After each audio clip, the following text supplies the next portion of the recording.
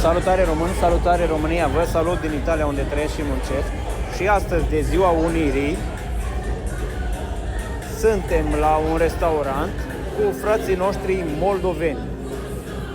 Români suntem puțini, dar am să vă arăt acum câți moldoveni sunt aici și noi unirea deja am făcut-o pentru că suntem prieteni și nu avem absolut nimic de împărțit.